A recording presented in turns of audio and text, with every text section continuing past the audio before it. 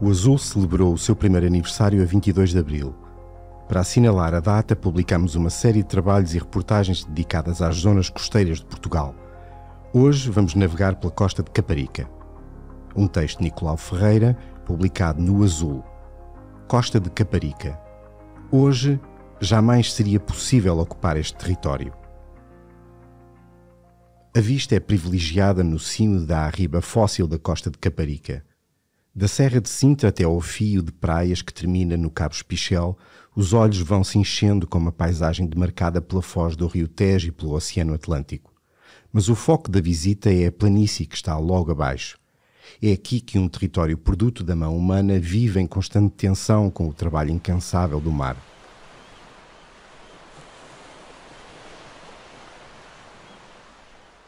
Aquilo que estamos a ver é toda a planície litoral da costa de Caparica, apresenta José Carlos Ferreira, investigador e professor da Faculdade de Ciências e Tecnologia da Universidade Nova de Lisboa, que trouxe o público àquele ponto alto, na zona norte da Arriba, a cerca de 80 metros de altitude, tal como costuma fazer com os seus alunos. Da esquerda para a direita é possível identificar o centro da costa de Caparica, os bairros de Santo António e São João que ficam a norte, uma região verde atrás da praia de São João, que já fica próxima do bairro da Cova do Vapor e, um pouco mais para dentro, o bairro do Segundo Torrão, pegado ao rio. A Trafaria não se consegue vislumbrar, escondida pela geografia. Esta é uma planície costeira baixa. Quando está a maré cheia, temos pontos nesta área que estão abaixo do nível do mar, explica o investigador do MARE, Centro de Ciências do Mar e do Ambiente, que se dedica ao estudo dos sistemas costeiros, principalmente na região da costa de Caparica, e ao ordenamento e gestão desses sistemas.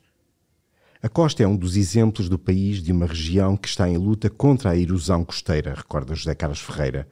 Estamos a falar de uma paisagem em que, se o homem não tivesse intervindo, o mar já estaria aqui próximo da Arriba.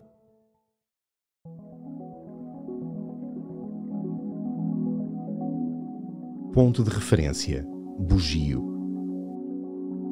Historicamente, o município de Almada foi o que mais dinheiro empenhou na defesa contra o oceano. É necessário recuar alguns séculos no tempo e olhar para o que aconteceu, tanto em terra como no mar, para compreender a evolução da costa de Caparica e o que está em jogo no município onde foram gastos 11 milhões de euros de 2014 para cá, só para alimentar de areia as praias, adianta a Agência Portuguesa do Ambiente ao público.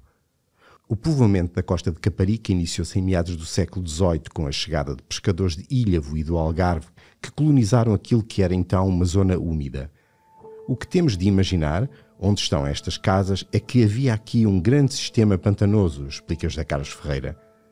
A água continua a ser drenada até aos dias de hoje para o rio Tejo por um sistema de tubagens que passa por baixo da Avenida Afonso de Albuquerque. No início do século XX, a região já era importante do ponto de vista do turismo balnear, segundo um artigo de 2022 sobre a história da ocupação daquela região, publicado na revista científica Water e assinado por Olegário Pereira, também da Mara, e mais 3 investigadores, incluindo José Carlos Ferreira.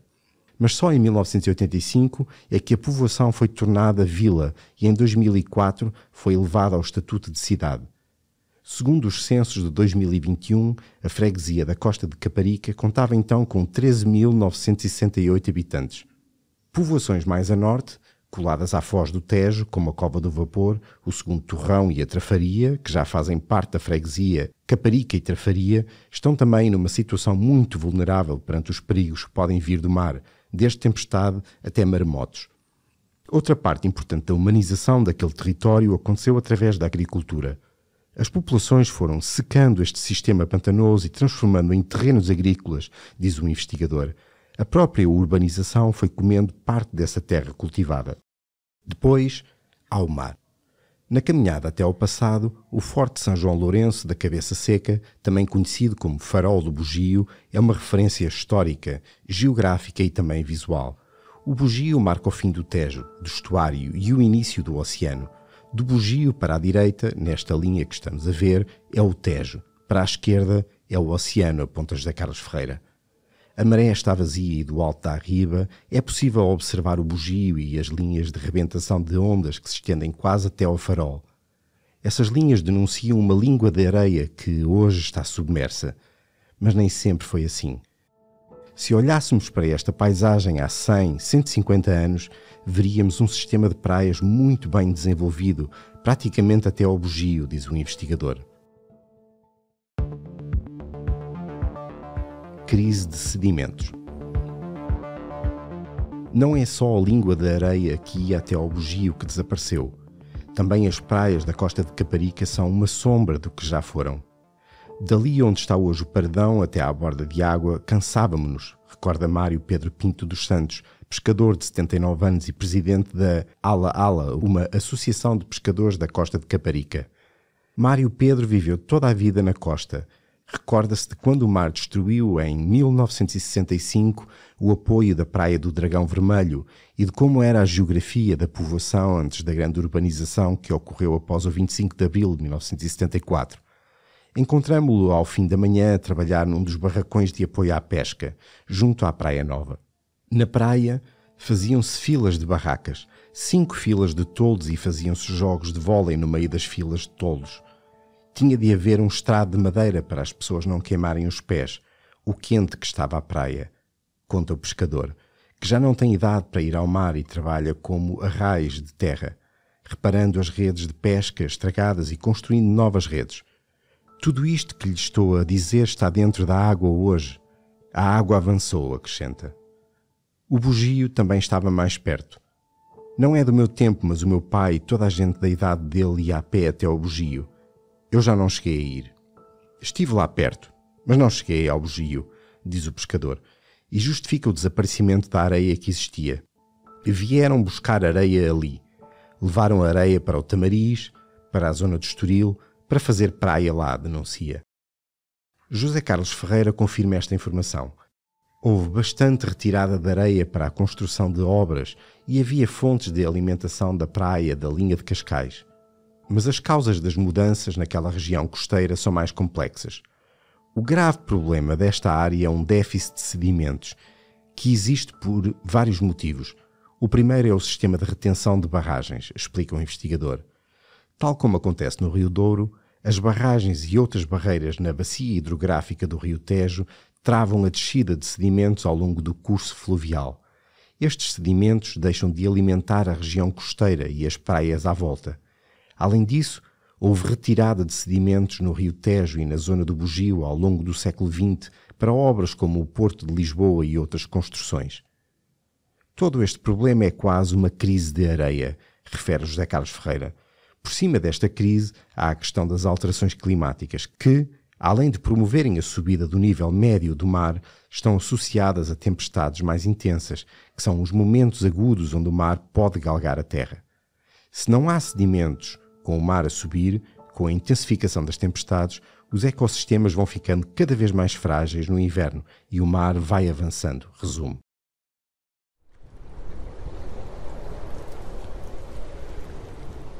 A próxima tempestade. A porção da linha costeira entre a Praia da Saúde e a Praia de São João é a que está mais vulnerável. É aqui que a falta de sedimentos provoca o maior desequilíbrio.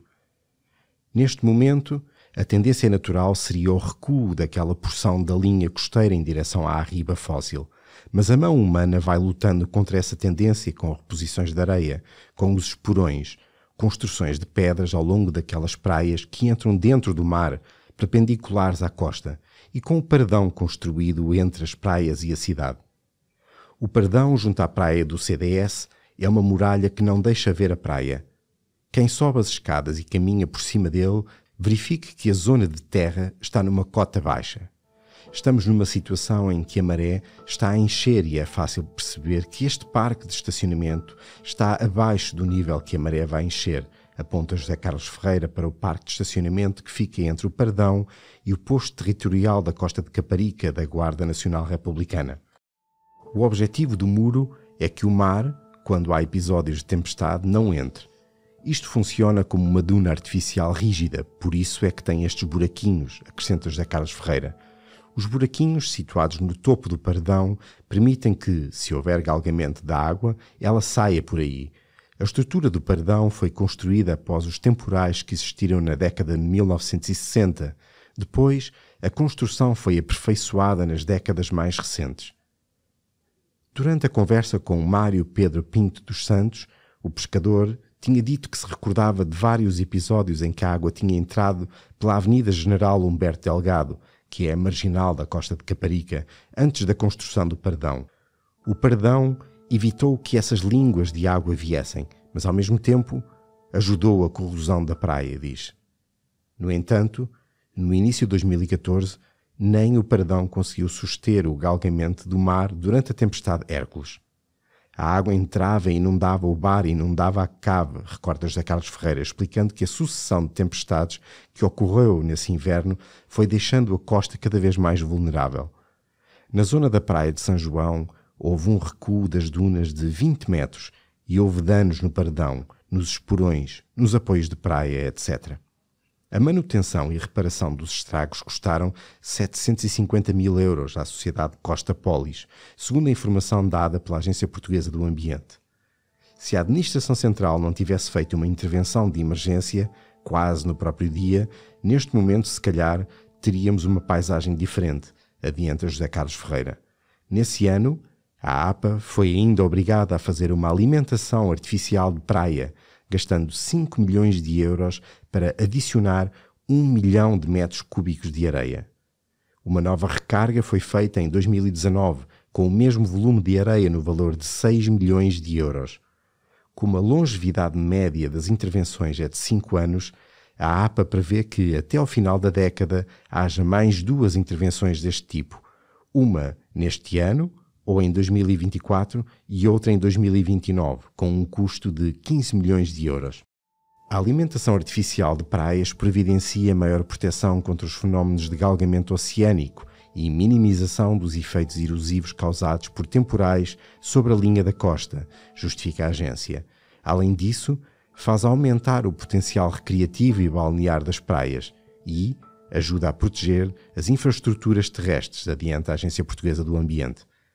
Mas a necessidade de gestão não vai ficar por aqui e a próxima tempestade irá chegar mais cedo ou mais tarde, avisa José Carlos Ferreira. Sempre que artificializamos os processos, quer dizer que nos comprometemos com eles. Temos que os manter, avisa. Esta é uma preocupação que o investigador tem no horizonte e que se torna mais preocupante com a evolução das alterações climáticas. Até 2150, o nível médio do mar pode subir entre os 63 cm e os 1,32 metros na região costeira de Cascais, de acordo com os vários cenários do painel intergovernamental para as alterações climáticas. Os cenários que eram ditos como alarmistas do IPCC e dos cientistas, de alarmistas não têm nada. Neste momento, são considerados conservadores, alerta o investigador. O que fazer? Grande parte do sucesso de não termos problemas, quer perda de vidas humanas, quer também de bens materiais, é através do planeamento. A retirada de uma cidade? José Carlos Ferreira recorda que a paisagem que existe naquela planície é a perfeita interação entre o homem e o mar. Por isso, para se manter a paisagem como está, terá que haver um esforço contra a transformação que o aumento do nível do mar e a desaparição dos sedimentos encerram. Essa manutenção exige um custo e é aqui que falta fazer a discussão. A manutenção desta paisagem tem a ver com o investimento que cada comunidade quer fazer neste território, refere o investigador, acrescentando que isso terá de ser discutido entre a administração local, o Estado e os próprios habitantes. Quem transforma o dia-a-dia do território são as pessoas. Para eles transformarem de forma adequada, têm que estar envolvidos e perceberem a situação. Também Francisco Ferreira, presidente da Zero, defende uma discussão sobre o futuro daquela região. Essa discussão ninguém quer fazer porque é muito mais confortável eu ir satisfazendo os utentes da praia e a Câmara Municipal, promovendo a colocação de areias de X em X anos, mas que custam milhões de euros, refere numa conversa por telefone ao público. A Zero quer um plano de pormenor de adaptação climática para aquela zona. Isso, para nós, é imprescindível. Neste momento, O Departamento de Ciências de Engenharia do Ambiente da Universidade Nova de Lisboa e o MARE estão a trabalhar com a Câmara Municipal de Almada num apoio de uma estratégia de desenvolvimento sustentável para a zona costeira, adiantou José Carlos Ferreira. O público tentou falar com a Câmara sobre este plano, mas não conseguiu. Uma das respostas dadas às tempestades de 2014 foi o restauro das dunas da Praia de São João, onde houve a colocação de estacaria para fomentar a formação de dunas, a plantação de vegetação dunar para assegurar a sua estabilização e a construção de passadiços sobrelevados que evitam a pisa das dunas. Esta estratégia poderá ser mais ampla. Dever-se-ia pensar numa renaturalização da zona que conseguisse ser suficientemente resiliente para aguentar as tempestades, defende Francisco Ferreira, mas que pode implicar deixar de haver uma utilização balnear como se tem neste momento. Uma estratégia de longo prazo que tanto José Carlos Ferreira como Francisco Ferreira defendem é a possibilidade de se ir retirando parte das estruturas da cidade que estão mais vulneráveis ao mar. Não estamos a falar de retirar a cidade, estamos a falar de retirar atividades que possam pôr pessoas e bens em risco, esclarece José Carlos Ferreira, referindo-se a habitações e a algum comércio que estão na linha da frente do mar. Podemos manter atividades como os apoios de praia, os bares, os estacionamentos que, se existir algum problema, não põem em causa a vida humana. Entretanto, no Paredão, junto à praia, o dia soalheiro atraiu o movimento de uma cidade que se vê num diálogo ininterrupto com a areia das suas praias e com o mar. Será que este é um cotidiano a prazo? Será que aquela é uma paisagem condenada? A paisagem não está condenada, ela está em mudança e nós temos que acompanhar as mudanças, frisou José Carlos Ferreira quando ainda estávamos no topo da arriba, a olhar para uma planície que na sua complexidade histórica, social e ambiental está confrontada com um problema que não vai desaparecer. Nos dias de hoje, jamais seria possível ocupar este território, sublinha o investigador. Íamos pôr-nos numa situação vulnerável face aos perigos existentes. Nos dias de hoje, era impensável drenar este território. Era impensável destruir as dunas para fazer terrenos agrícolas. Nos dias de hoje, esta cidade não existiria. Costa de Caparica. Hoje, jamais seria possível ocupar este território. Um texto de Nicolau Ferreira publicado no Azul, lido por Sérgio Gomes e editado por Ana Zayara Coelho.